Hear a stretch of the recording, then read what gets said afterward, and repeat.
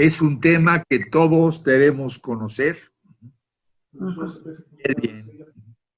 compartir entre nosotros, para poder finalmente actuar de la forma en que debemos hacerlo para transformar a nuestra universidad, transversalizando todas nuestras acciones y actitudes hacia la igualdad de género. Entonces yo les agradezco muchísimo a todos las directoras y directores que nos acompañan y ahora estamos a tus órdenes y dispuestos con gran entusiasmo a oír lo que Rita Segato nos va a plantear. Y yo te dejaría entonces el micrófono, doctora Martínez, para la coordinación de este evento. Muchas gracias por estar y muchas gracias, Rita, por aceptar esta invitación de la doctora Martínez. Buenas tardes a todas y a todos los asistentes y las asistentes en este curso que la hemos titulado Políticas Universitarias para la Igualdad de Género.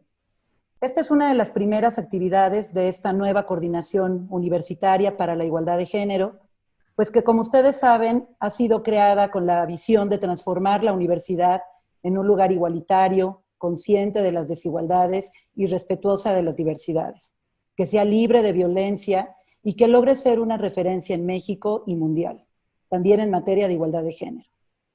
Busca enlazar y articular el trabajo de todas las comunidades de la UNAM, tales como iniciativas y acciones a favor de la igualdad de género, la prevención de la violencia, la construcción de nuevas masculinidades y la construcción de un nuevo modelo comunitario, más igualitario, abierto e incluyente.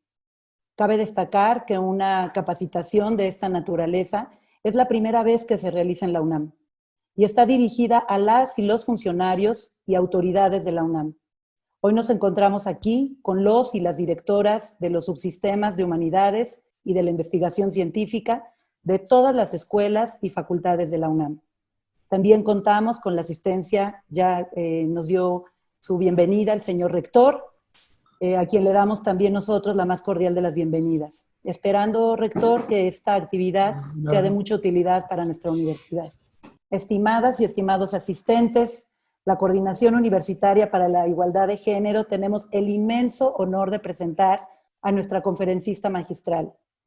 Ha dejado de ser frecuente en nuestro mundo la figura del intelectual que combine la investigación, la reflexión, la crítica a los poderes y a la vez la propuesta de acciones concretas para construir igualdad desde los derechos humanos. Es mucho menos frecuente en términos de repercusión pública global si se trata de una intelectual latinoamericana y además mujer y feminista.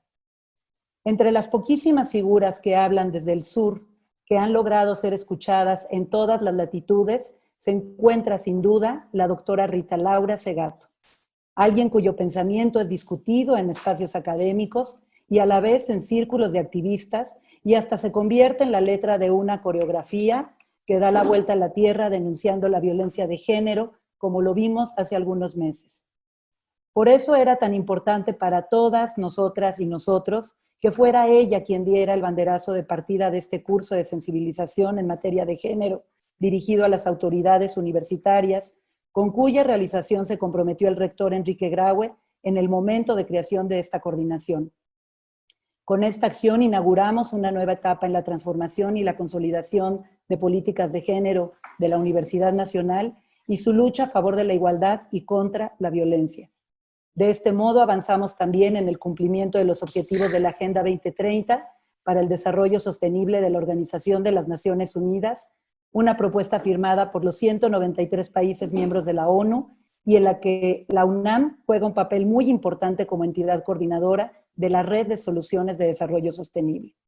El tema de género es allí fundamental, ya que la agenda señala que lograr la igualdad entre los géneros y empoderar a todas las mujeres y las niñas no solo es un derecho básico que debe abordarse desde su individualidad, sino que representa un punto clave que se entrelaza íntimamente con la realización plena del resto de los objetivos del desarrollo sostenible y tiene incidencia en varios de los 17 objetivos que conforman el documento básico. Cierro mi participación presentándoles a Rita Laura Segato.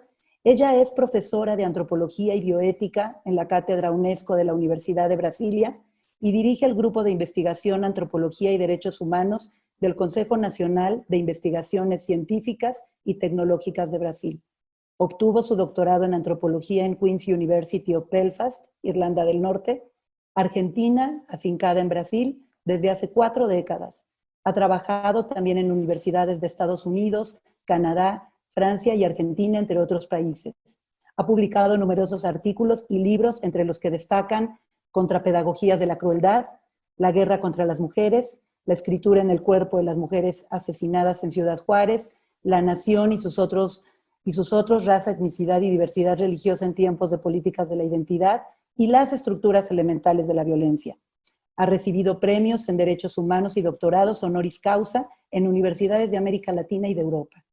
Es verdaderamente un día especial para nosotras, porque es un honor darle la palabra a la doctora Segato y con nuestro agradecimiento por haber aceptado la invitación de la Universidad Nacional Autónoma de México para apoyarnos a pensar explicaciones y estrategias a favor de la igualdad de género. Bienvenida, Rita Segato, le dejo la palabra. Gracias.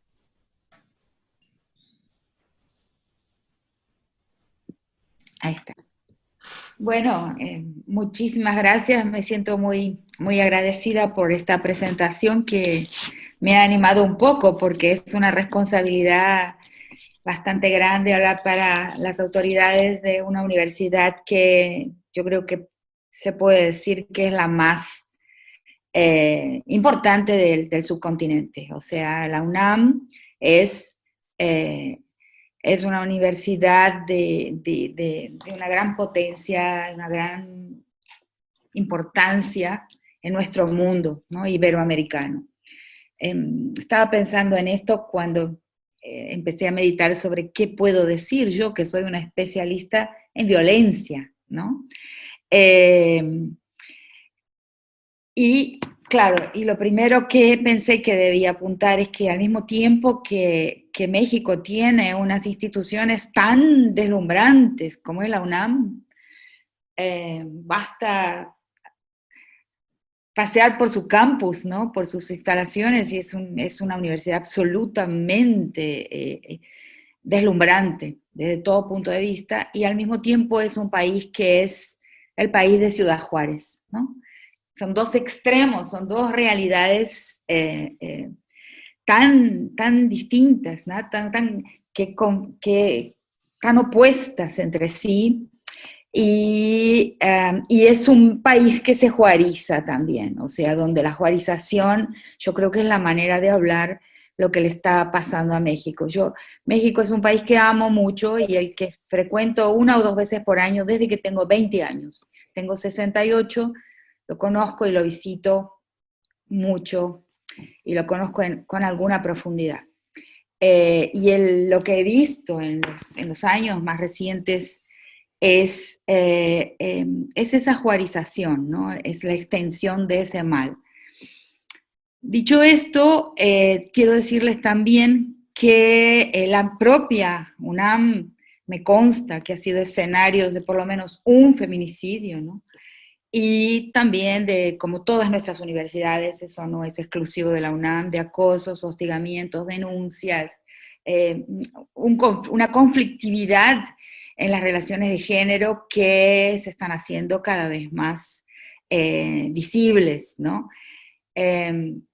Por lo tanto, es muy importante que esta iniciativa, ¿no? exista. Estoy muy agradecida por formar parte, poder contribuir de alguna forma con esta iniciativa que habla de la equidad, pero sobre todo habla de la necesidad de pensar la cuestión de género dentro de la universidad, porque la universidad es uno de los grandes motores que transforma la sociedad también, ¿no?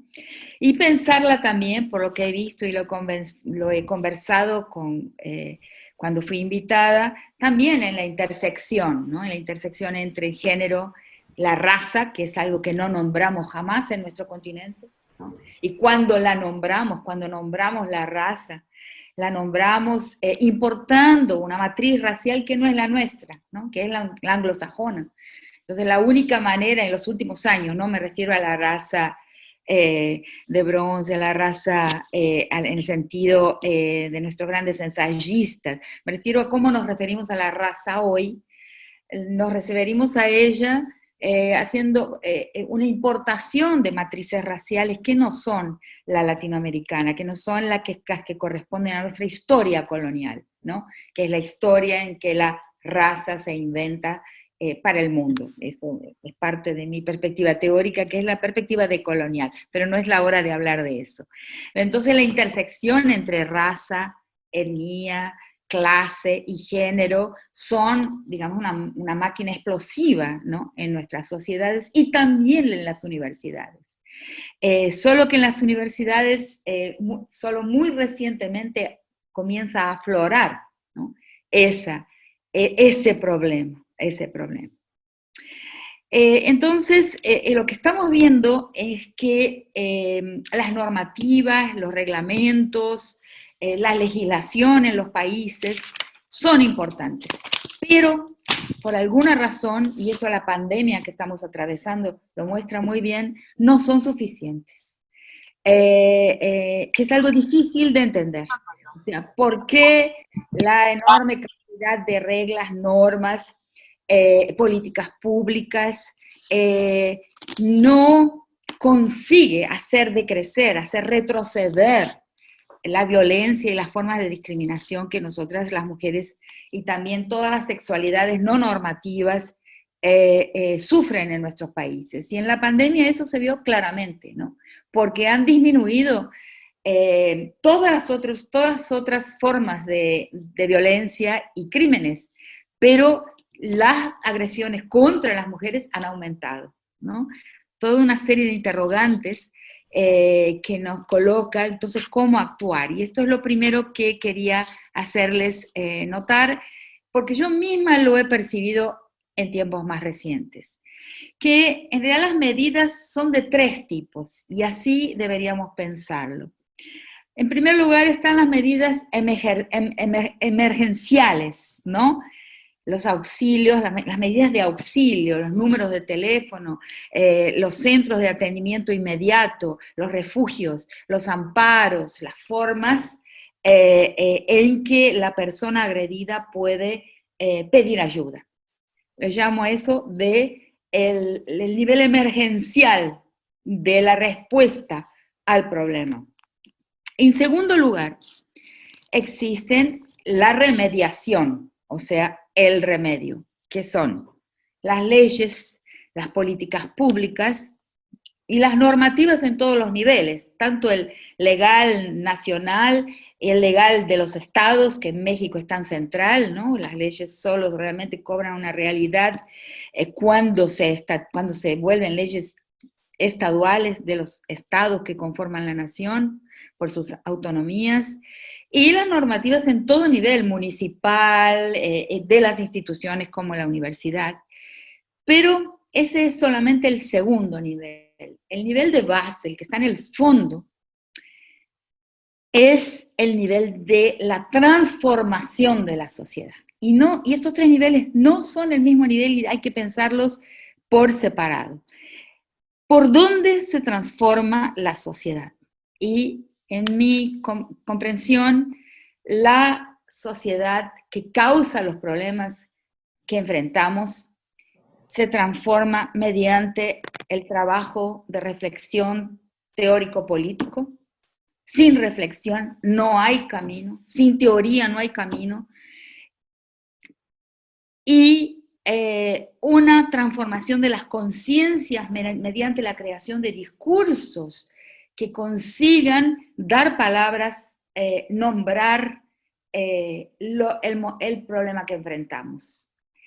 Estos son 3 niveles diferentes, y lo que nosotros, sin transformación de la sociedad, sin trabajo en esa producción de categorías teórico-políticas que puedan alimentar la reflexión en profundidad y dar vocabulario a las gentes, a toda la gente, porque eso me consta. Yo soy una profesora, yo soy una teórica, o sea, mi trabajo ha sido el de modelización de la violencia, o sea, encontrar los modelos estables que se encuentran por detrás de los eventos que son fragmentarios, que están en los diarios, en la prensa.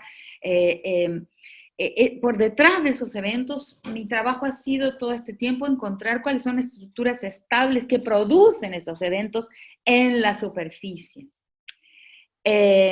Pero también me he ido dando cuenta que mi trabajo consistió al modelizar y al realizar esa reflexión teórico-política, el de ofrecer un vocabulario por el cual la gente pasó a hablar de muchos de sus problemas, ¿no? Entonces hay muchas palabras que han estado en mis textos, que son textos de revistas, de journals, de revistas académicas, han atravesado y han sido apropiados por la gente en la calle. Y esto se debe a ese trabajo que es teórico, Entonces, por algún momento tuve dudas, pero dije, esta gente de universidad, les voy a hablar sobre ese nivel, sobre el nivel teórico de la comprensión de los problemas, y que sin ese nivel el mundo no camina, porque no comprendemos, generamos normativas, pero las normativas parece que no están tocando la vida, la conciencia de las personas. Esa es una cuestión que está pendiente de entenderla. ¿Por qué? También porque una legislación que no persuade y no disuade no tiene existencia material. No es un derecho que pasa a tener una vigencia material. Si un derecho, una legislación, no tiene antes una vigencia simbólica, o sea, si no se arraiga en nuestras conciencias, si no transforma nuestra sensibilidad ética, si no nos convence y nos disuade de que eso es central, de que entender las cosas de esa manera es central, ¿y a qué me refiero? Entender lo que perjudica a las mujeres perjudica a toda la sociedad y no solamente a las mujeres, que el problema de la violencia y la discriminación de género no es un problema de hombres contra mujeres y mujeres contra hombres, no es así que lo deberíamos entender, sino que es un problema de sistema, de estructura, de un orden político que es el patriarcado. Porque el patriarcado no es ni una religión, no es una moral, mucho menos una cultura. Porque es tan arcaico y tan omnipresente que no podría ser llamado de cultura, tiene que ser llamado de un orden político fundante que inclusive nos ha formado, dentro del cual es el aire que respiramos, pero es un orden político desigual, fundacional, ¿no? Que ha atravesado largos periodos históricos, o sea que acompaña a la humanidad algunos autores dicen, y yo adhiero, desde la salida del Neolítico, o sea, un orden, es atávico inclusive, nos acompaña desde hace muchísimo tiempo.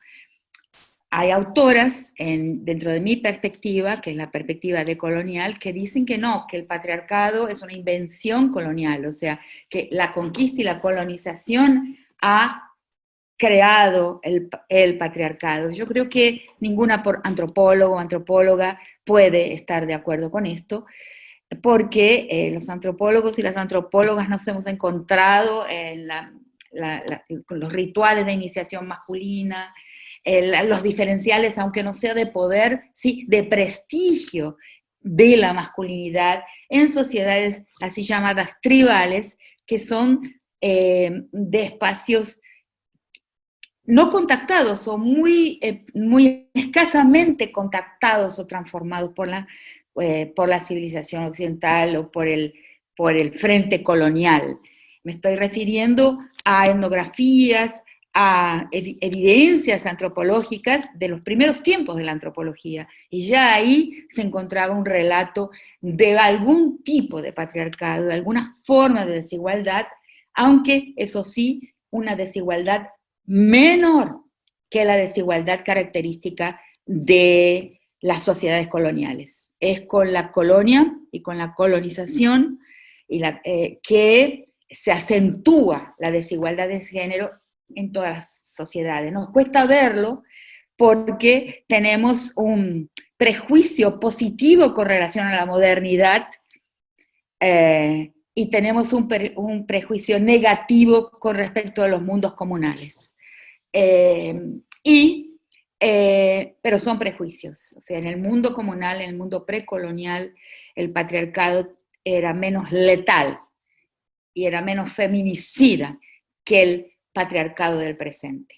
O sea, así como el genocidio es, según Zygmunt Bauman, Hannah Arendt, ha mostrado muy bien que el genocidio es moderno, porque se necesita de una máquina de producción de muerte que está motorizada por la racionalidad moderna para producir una muerte en serie. El genocidio, entonces, es de los tiempos de la ciudadanía, es de los tiempos de la modernidad, y eso contradice ese prejuicio positivo que tenemos con relación a tiempos modernos. De la misma forma, el feminicidio también lo es, también es una invención moderna, pero no es que antes de eso no existiera algún tipo de jerarquía de prestigio, aunque no sea, cuando no también de poder en los mundos preexistentes, pero no es de esto que iba a hablar. Iba a hablar que entonces en esta comprensión teórico-política que es necesario emprender, esta donación de vocabulario que es la contribución de las humanidades a la sociedad, lo que todos aquellos que trabajamos en el campo de las humanidades, nuestra gran contribución a la sociedad es la donación de un vocabulario que cuando sirve la gente lo usa, y cuando no sirve la gente lo tira a la basura, lo despacha, lo ignora, pero que va, digamos así, formando la mirada y disuadiendo a las personas de cómo se debe vivir, de cómo es una vida mejor, cómo es de la misma forma que los tribunales. Para mí, la sentencia de un juez, el fallo de un juez, su rédito más importante es que es pedagógico. Es antes pedagógico que punitivo. O sea, y ese es otro gran debate dentro del feminismo. No es el poner a alguien fuera del mundo, en una cárcel, en una caja, el principal rédito de un fallo de un tribunal, pero decirle a la sociedad lo que se espera que la gente haga y lo que se espera que la gente no pueda hacer, no haga. Entonces, esos dos niveles es muy importante, y este pedagógico y este de la disponibilización, el colocar en disponibilidad un vocabulario del cual ciertamente la gente se apropia, y es curioso la forma en que lo hace, es nuestro trabajo, como también es el trabajo del campo del derecho, y es el trabajo también de los tribunales, y es sobre todo el trabajo del campo de los derechos humanos, que le da a la gente las palabras con que pueden defenderse y también acusar. Entonces, dicho esto, pensé que iba a dividir, que lo mejor que puedo hacer aquí, y espero que no se me aburran,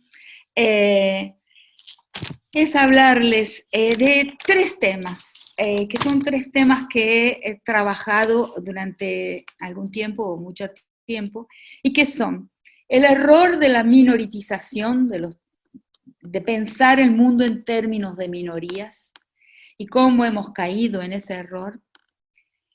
2, la importancia de tener en cuenta en una situación como la de discriminación que se da en las universidades y en el mundo con relación a las mujeres y en otros campos también, como la discriminación racial.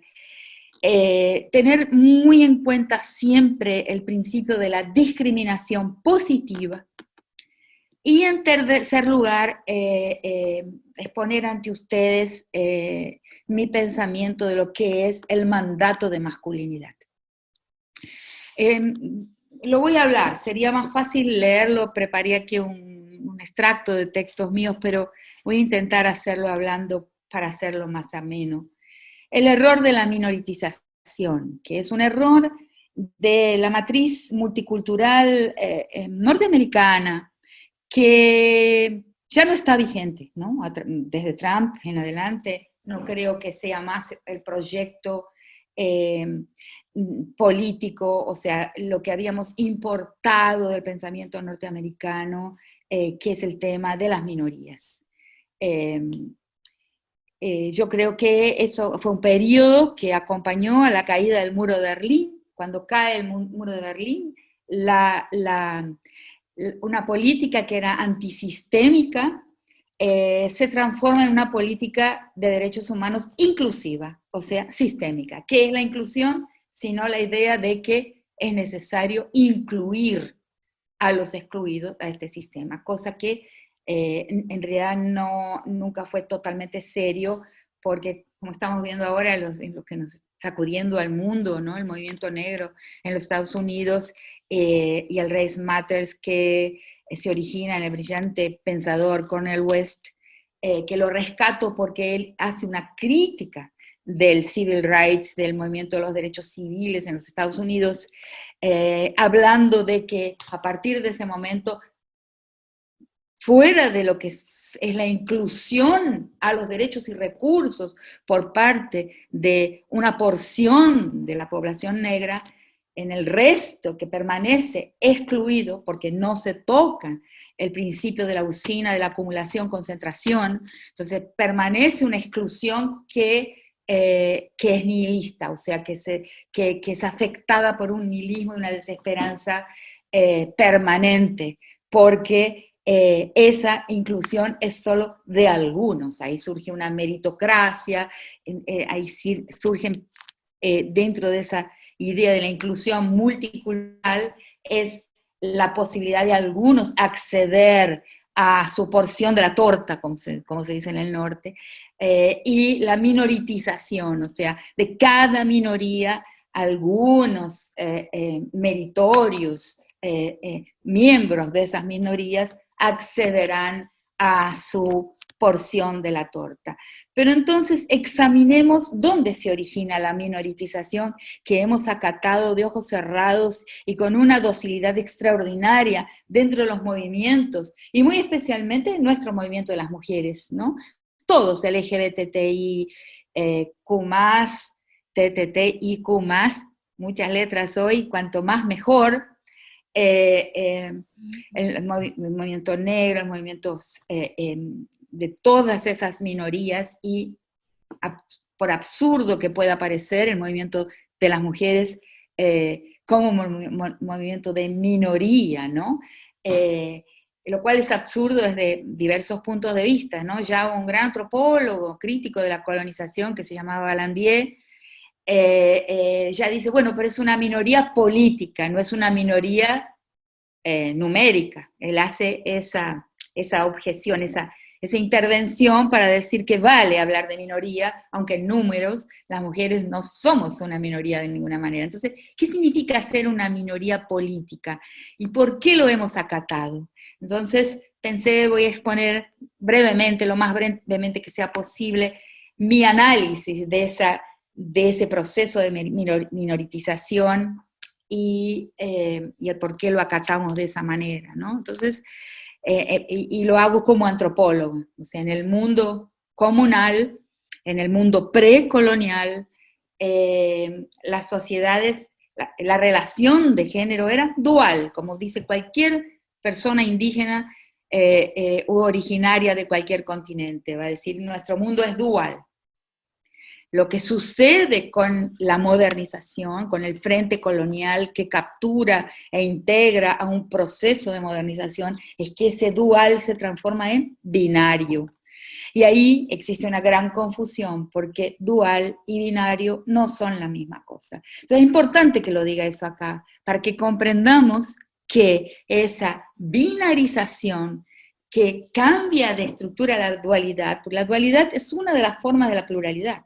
Y en una dualidad existen tránsitos entre los polos. Por eso todas o la mayor parte de las sociedades comunales han tenido una transitividad de género que luego el mundo moderno no conoció. El mundo moderno no permite, fija en el organismo, fija en el cuerpo quien uno sea. Pero en el mundo precolonial no. Así como la raza es en el mundo colonial, pasa a ser y esa es una definición que se la debemos a Aníbal Quijano, pasa a ser una invención, diferente de todas formas de exclusión y de discriminación al extranjero, al bárbaro, al otro, y las diversas formas de guerra y tensión entre las otredades, pero la raza es otra cosa, porque la raza es la biologización de los vencidos, o sea, la atribución a los vencidos de una naturaleza otra. Y esa atribución a los vencidos de una otra naturaleza es lo mismo que pasa en el proceso colonial con el género. Es la atribución a la mujer y al hombre un cuerpo rígidamente asociado a su rol, o sea, y a su sexualidad, cosa que antes de la colonia no existía. Por eso, antropólogos clásicos, ¿no?, como Peter Rivière, que hoy son olvidados, aunque está vivo en la antropología británica social, en la antropología social británica clásica, él ha dicho, en el casamiento tribal se casan roles, pero no cuerpos. Pierre Clastres lo ha dicho para los guayaquí de Paraguay, los guaraní guayaquí de Paraguay. El arco y la flecha, se casa un arco con una flecha, una cesta, un cesto con una flecha, pero no se casan cuerpos. O sea, la reducción de quién somos a nuestro cuerpo, a nuestra biología, a nuestra naturaleza, rígida y enyesada, eso es una consecuencia del proceso colonial y su pacto con el naturalismo y después con la biología. Entonces, a partir de ahí aparece, o sea, cuando el mundo del prestigio del trabajo de los hombres como cazadores y como ocupantes del espacio público, en el ágora de la aldea y en la relación de este pueblo con el otro pueblo y después en la relación de el pueblo colonizado con el frente colonial y después con el frente estatal, que ese fue siempre el papel del hombre, casa afuera, como dicen muchas sociedades latinoamericanas, el mundo casa afuera fue del hombre, el mundo casa adentro, sin ser privado ni íntimo, fue de las mujeres. Sin ser mundo de una privacidad y una intimidad, pues fue plenamente político y habitado y atravesado por una cantidad enorme de presencias y con su propia politicidad, capacidad de decisión, que es lo que debemos recuperar ahora, o sea, con sus deliberaciones al interior y el mundo casa afuera. Entonces, dos mundos, esa es la dualidad. Una política de la casa afuera y otra política de la casa adentro, con deliberación, con inmenso impacto en la política de la casa afuera. Ese era el mundo comunal precolonial. Con la transición a la modernidad, el mundo casa afuera se pasa a totalizar todo lo que se quiera como político. Y eso es lo que es importante para la universidad. Yo tenía que explicar esto porque si no queda en las nubes, queda colgado del aire lo que quiero explicar. Aparece entonces, como muchas feministas han dicho, los diversos feminismos del mundo, ahí aparece el sujeto universal. ¿Qué es ese sujeto universal? Visto desde esta perspectiva del tránsito que desde la antropología se puede ver. Es la universalización de lo político como un espacio casa afuera y la marginalización de la politicidad de la casa adentro. O sea, todo lo que es la nuclearización de la familia, la privatización de la familia, la transformación del espacio doméstico en nuclear, en íntimo, en privado, es ahí que las mujeres perdemos nuestro prestigio. Es ahí que las mujeres nos transformamos en marginales, o sea, nuestro mundo se transforma en un mundo de minoría, marginal, un resto de la política. Entonces, en ese proceso de modernización hay un centro que es el sujeto de la política, de una política pública, casa afuera, que pasa a ser todo lo que se pretenda como político. Es el sujeto que ya en los lenguajes de los feminismos del mundo aparece así. Un sujeto que es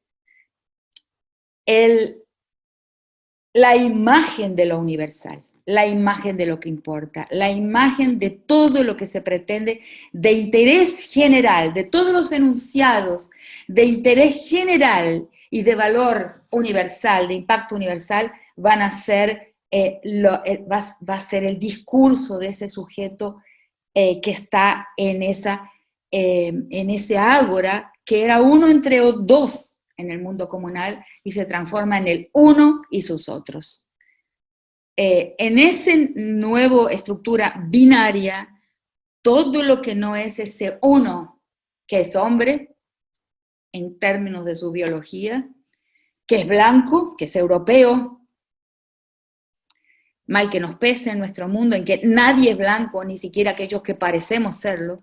¿Por qué? Porque somos partículas de un paisaje colonial, nos guste o no.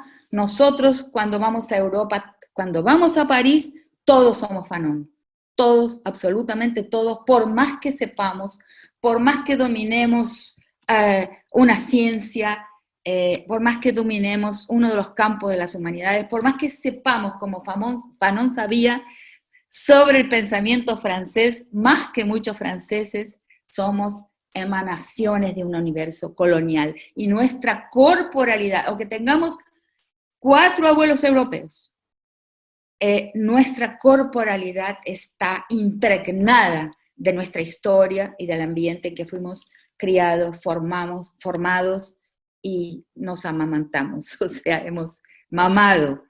Esa partícula somos cuando viajamos, una parte de un paisaje que viaja en nuestro cuerpo, y se expresa y es visto de esa manera. Así somos vistos, nos guste o no. Por eso siempre digo que todos somos Fanon. En nuestro continente nadie es blanco.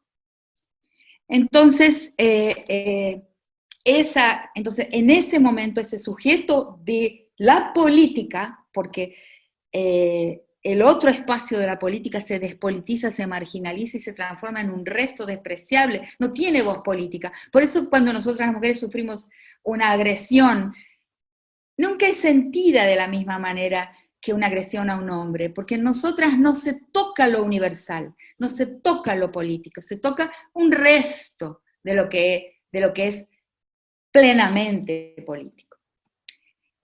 Y entonces ahí surgen las minorías. Nosotras como el otro del hombre, el otro de ese sujeto universal, que olvidé decir, con sus 5 características, sobre las cuales yo hago una pequeña broma, quizás de mal gusto, porque es hombre, es blanco, lo más parecido a un europeo que sea posible, es letrado, como ustedes y todos nosotros en la universidad, letrado, propietario y no heterosexual, porque eso no interesa. Su sexualidad en realidad es lo que menos interesa, pero es un pater familias, es dueño de una familia.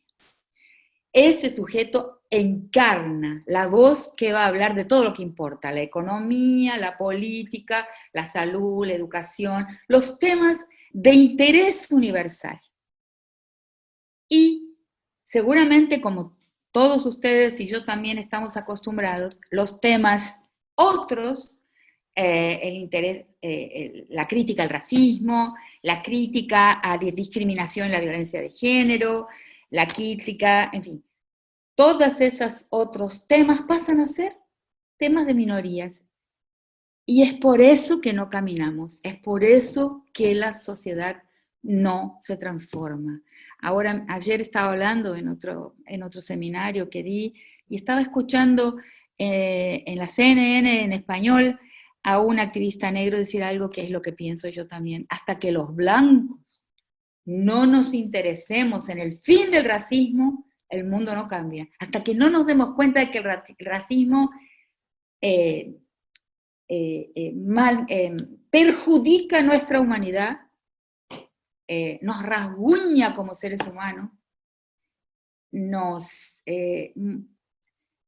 daña humanamente, el mundo no va a cambiar. Y de la misma forma que si los hombres no perciben que el mandato de masculinidad los perjudica, y en mi visión los transforma en las primeras víctimas del mandato de masculinidad, porque el hombre sale haciendo daño a las mujeres porque primero es dañado. cronológicamente, en su formación, si el hombre no percibe su daño por el mandato de masculinidad, tampoco el mundo se va a transformar. Por eso el tema que tratamos hoy no es un tema de minoría. Si la situación de las mujeres cambia, si el mandato de masculinidad no cae por tierra, no es desmontado, el mundo no cambia. Pero por el contrario, si el mandato de masculinidad se desmonta, cae, cambia toda la historia por algo que es de principal interés de un país como México, por algo evidente. Y esto que voy a decir se me ocurrió en una visita que hice a Buenaventura, en la costa pacífica colombiana, donde hay una guerra que no se puede parar en un pacto de Estado FARC, por ejemplo. No hay una guerra, hay una manera de victimizar, de torturar, de exhibir los cuerpos torturados y ejecutados. Una guerra que es para limpiar territorios y dejarlos apropiables por las corporaciones en ese puerto pacífico de perfecta localización en el Pacífico, que es Buenaventura. Alguien se levantó y me preguntó, ¿y cómo se para esta guerra? ¡Wow! Nunca lo había pensado. ¿Cómo se para esta guerra? ¿Cómo se para la guerra mexicana? ¿Cómo se para lo que tristemente afecta a México hoy? Y se me ocurrió una respuesta simple, pero que por donde la miro desconfiando de mí misma, me doy cuenta de que es la respuesta. Si se desmonta el mandato de masculinidad, y la universidad tiene un papel central ahí, no hay más recurso humano para la guerra, no hay más recurso humano para las pandillas. ¿Quién es el recurso humano que aún sabiendo que va a morir con 18 años o antes, quién es el recurso humano que se glorifica porque a los 12 años ya mató a 1, a 2 o a 5? ¿Quién es el recurso humano que sirve a los intereses de los cárteles? Pues ese niño que está modelado por él, por el mandato de masculinidad. Porque morirás temprano, morirá antes de tiempo, pero va a morir como un macho. Eso es lo que hay que sacar de ese lugar, y la historia entera cambia, porque si no hay recurso humano disponible, reclutable, para la guerra, sea la guerra de pandillas, sea la Mara salvadoreña, sea las guerras informales de nuevo tipo, las nuevas formas de la guerra en el Medio Oriente, en nuestros países, sean las grandes guerras de estados, cada vez hay menos, para los ejércitos convencionales, para ninguno de esos ejércitos, en ninguno de sus rangos variados, habrá mano de obra reclutable. Entonces, comprender ese mandato de masculinidad, entenderlo, entender que no se trata del problema de una minoría, pero que tampoco se trata del problema de la relación entre hombres y mujeres. En esto tengo conflictos inclusive con mi movimiento, que es el movimiento feminista. No se trata de salir colocando cabezas de hombres en la pica, sino se trata de convencer a los hombres de que todo el mundo, toda nuestra vida cambia, la vida de nuestros países cambia si trabajamos este tema, o sea, si actuamos, porque no es un tema de una minoría. Nos han hecho creer en este extraño sistema de clasificación que están los temas de interés universal, y que este sería un tema de interés de las mujeres. Pues lo que estoy intentando predicar aquí con toda la fuerza de convencimiento que consigo tener así en este medio del Zoom, que es terrible, es muy difícil para mí, es eso. No es un tema de minorías. Las minorías son una consecuencia de un proceso histórico que permitió que el sujeto universal masculino, eurocéntrico, propietario, letrado y dueño de una familia, atrapase y expropiase la política para su reino. O sea, hiciera una usurpación de todas las otras formas de politicidad y se apropiara de ellas. Y con eso se apropió del campo, de los temas, de interés general, y dejó para sus márgenes, sus restos políticos, los temas de interés particular. Esto es una estructura lo que les estoy colocando, y es importantísimo entender que es una estructura que hay que desmontar. Claro, y de esa estructura depende y resulta este mandato de masculinidad, porque evidentemente quien está en el centro, el gran apropiador del discurso político y de los temas importantes, que es ese sujeto universal, tiene ahí un prestigio que va a defender. Y lo va a defender ¿cómo? Corporativamente, ¿no? Entonces tenemos el otro gran tema, que es entender cómo primero entender que las corporaciones son que están hipertrofiadas hacia el presente, por alguna razón que deberíamos estudiar mejor. Hay una hipertrofia corporativa. Y que dentro de esas corporaciones la masculinidad es la primera forma de corporación. Yo en mis primeros textos llamo a la masculinidad de cofradía, porque son textos en que voy a estudiar escuchando a los presos por violación, y me doy cuenta de que estoy frente a una cofradía, que la masculinidad tiene aspectos de una hermandad, de una cofradía, pero más hacia el presente entiendo que no es una cofradía, que es una corporación. ¿Y cuáles son los dos valores? Empiezo a entenderlo en Ciudad Juárez, naturalmente, ¿no? Y de ahí cuando empiezo a hacer trabajos para el Triángulo Norte de América Central, un peritaje para Guatemala, estudiando las prácticas del ejército en la época de los años 80, ahora recientemente el año pasado un diagnóstico de la Policía Civil de El Salvador. Sentí bastante miedo al hacerlo. Entonces voy entendiendo que esa corporación que es la policía, que esa corporación que son las Fuerzas Armadas, los ejércitos, la base de esas corporaciones, esa corporación que son las mafias, y esa corporación que somos nosotros también, las academias, también lo somos, que son el poder judicial, es corporativo. Y estamos viendo la pulverización de lo social, la pulverización de la sociedad en poderes corporativos, unos más legales que otros, pero todos en el fondo mafializados, porque la base de la estructura corporativa es la masculinidad. La masculinidad tiene no solo lo que vi en un primer momento de mis estudios, una organización fraternal, de fraternidad, que luego las mujeres vamos a imitar con lo de sororidad, y que es insuficiente, porque si se vuelve corporativo es malo. La corporación es un gran daño a la sociedad como un todo, y una incapacidad de ver lo social como un interés de todos, vernos mancomunados en la generación de una sociedad benigna. No lo podemos ver porque estamos atados a nuestras corporaciones. ¿Y qué vemos en la corporación masculina? ¿Cuáles son sus dos principales características? Y eso se ve en el mundo de los profesores, porque yo lo he vivido en la universidad. La corporación tiene dos características centrales. Una que es internamente jerárquica, ¿sí? De una jerarquía incontestable. Por eso digo muchas veces que los hombres son mucho más dóciles que nosotras las mujeres, porque son obedientes al macho alfa, ¿no? Y aquí voy a hacer una pequeña digresión que es interesante. El macho alfa.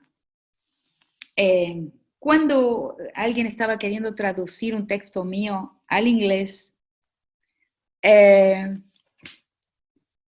lo tradujo muy bien y me dijo, no, pero no podemos traducir la expresión mandato de masculinidad, porque no existe, esto no es un uso de la lengua inglesa. Entonces fui a la lengua inglesa, al diccionario wiki, ¿no? Y puse Mandate of Masculinity o Masculine Mandate. Y apareció como un libro de teología, de una teología evangélica protestante de última generación, ultraconservadora, que tiene ese título y es un bestseller absoluto dentro de los protestantismos de ultraderecha. Se llama El mandato de Masculine Mandate. El macho alfa ahí viene a ser Dios y no es replicado por las mujeres. La mujer no es a imagen y semejanza de ese macho alfa.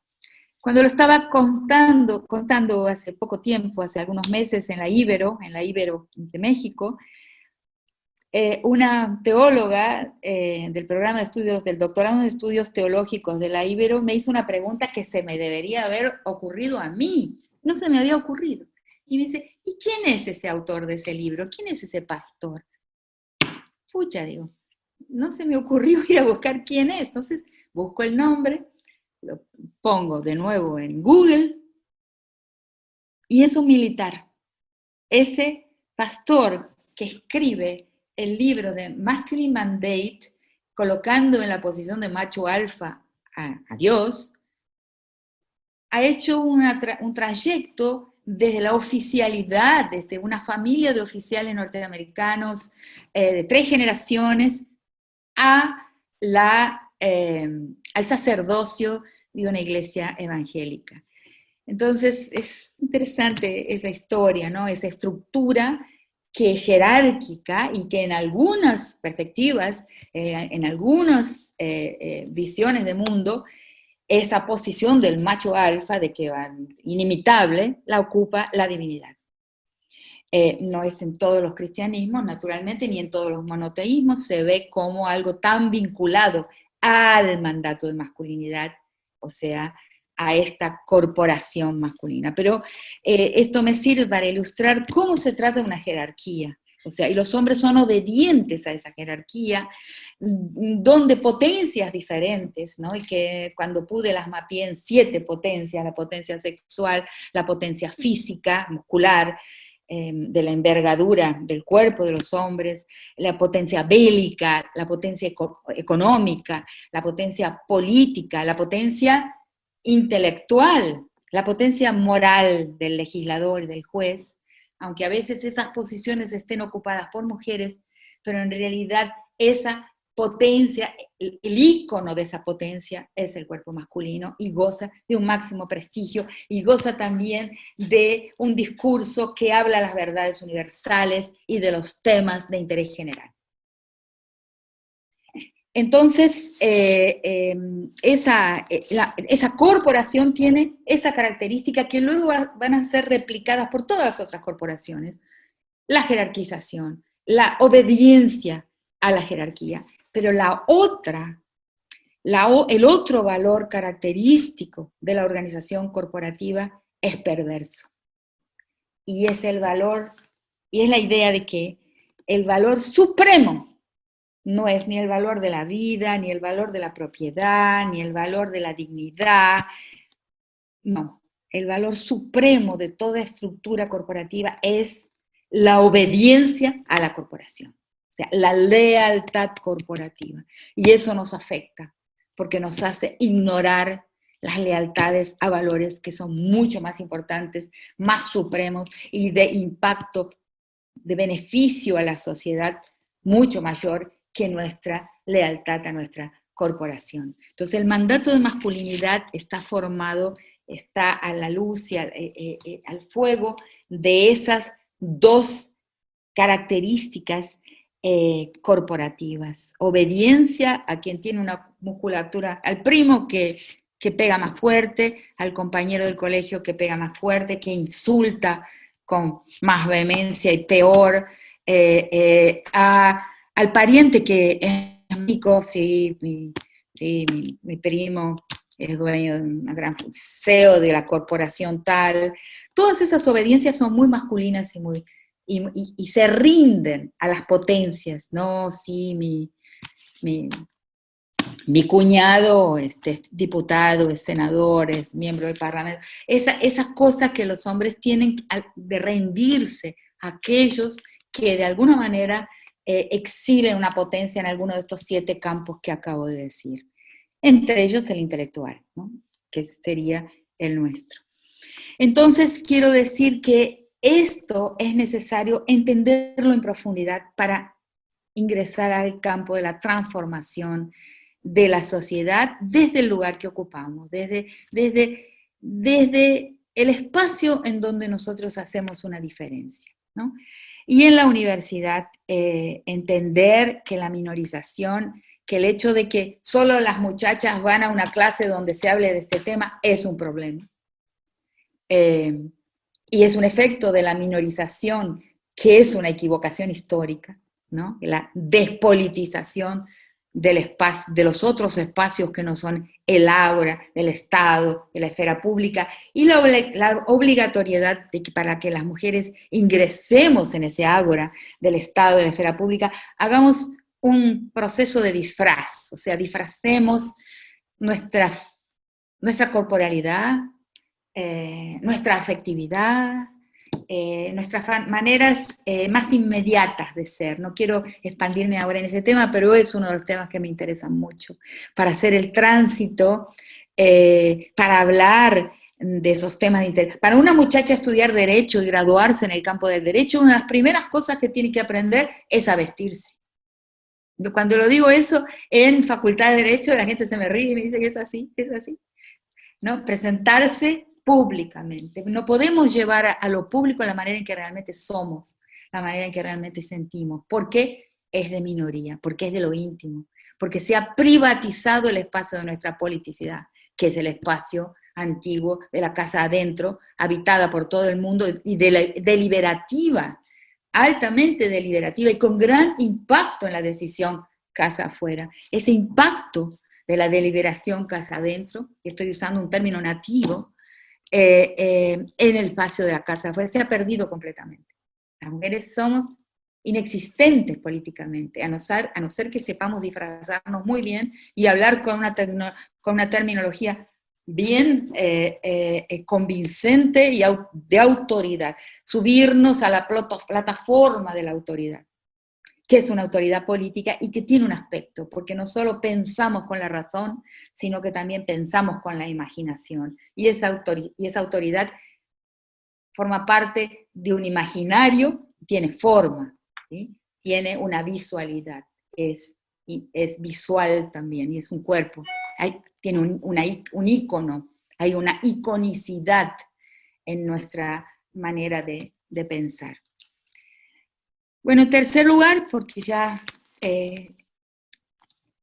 en tercer lugar, además de hablar del error de la minoritización, del problema del mandato de masculinidad y sus consecuencias, y la extraordinaria el cambio que podríamos ver en la historia, la reorientación de toda la historia, si retiráramos el problema de las mujeres de un problema de minoría y lo viéramos como un problema del mundo, de toda la sociedad y de la historia, y entendiéramos que la guerra se reduciría, sobre todo, y en gran medida me refiero a las guerras que se expanden en nuestro continente, que son esas guerras informales de un mundo mafializado.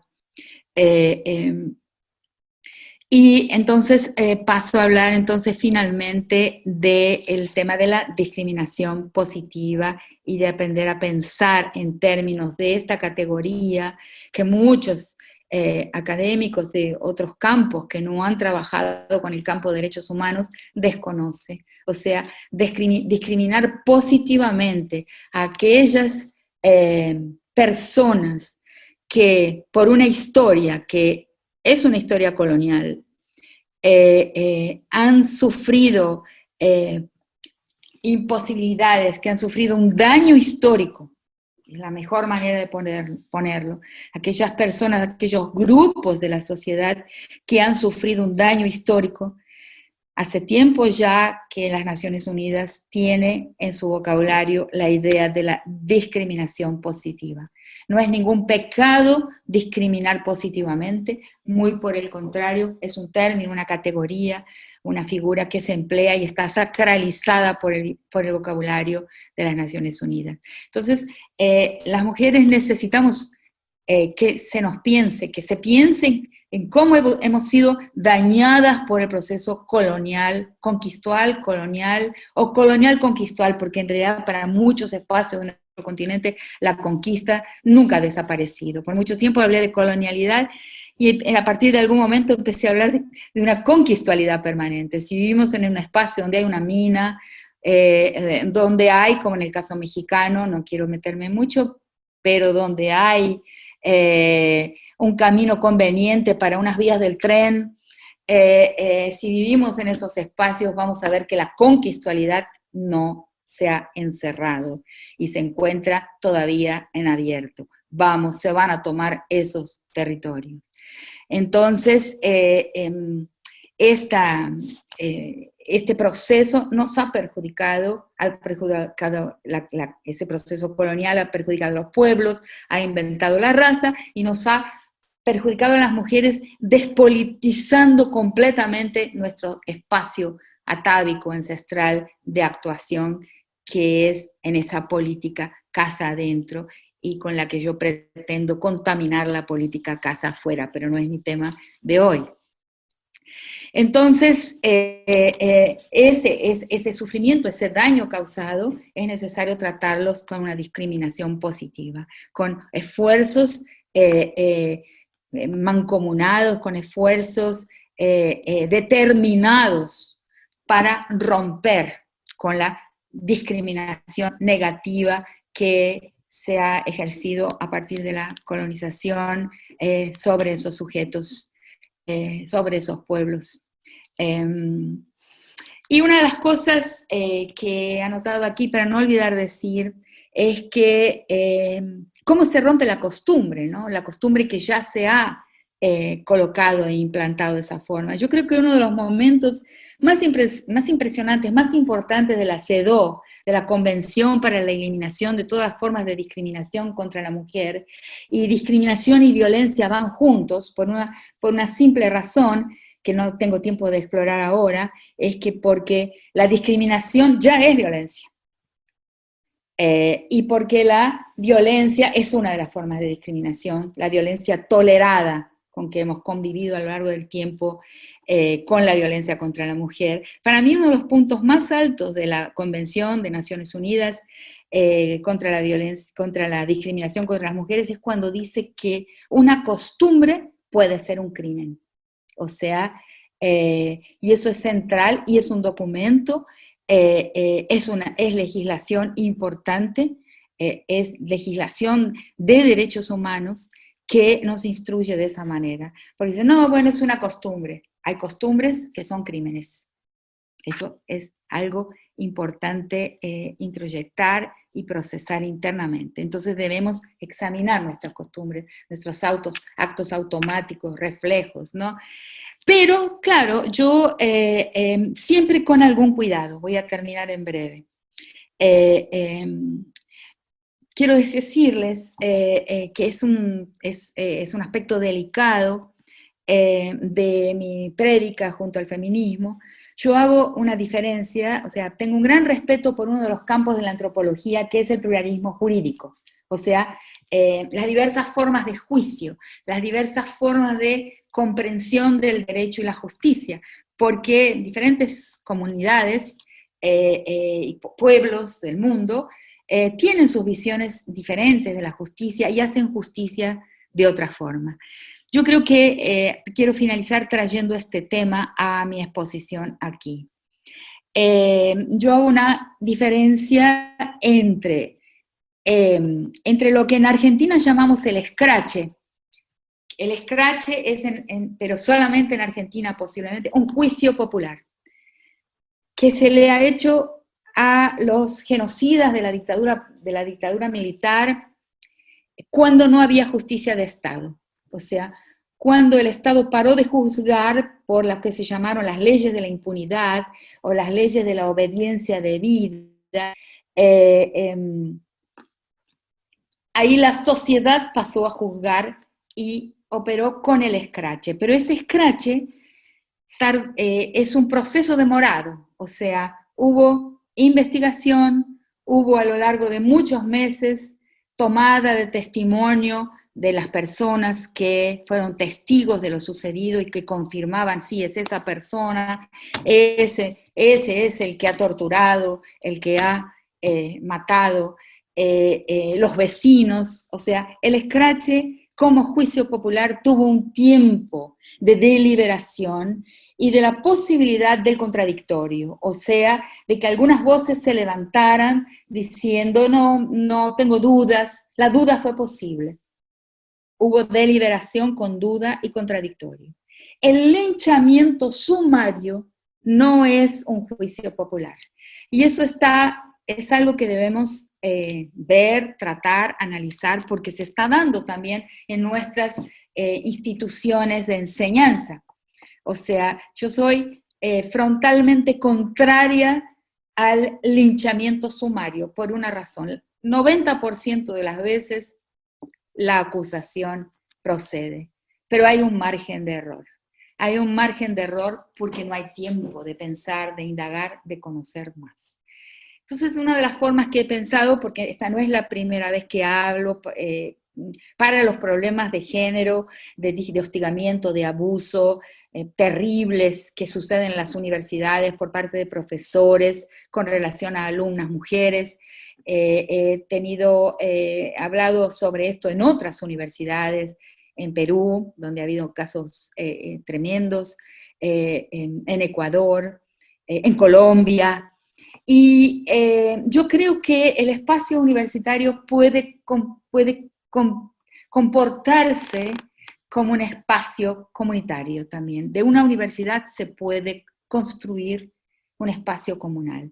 Y ahí puede ponerse en práctica alguna forma de juicio popular. O sea, ¿qué quiere decir? Que no es un linchamiento. O sea, donde hay estructuras dentro de la propia universidad, espacios y tiempos donde la universidad delibera sobre un hecho sucedido, sobre una acusación, sobre un daño,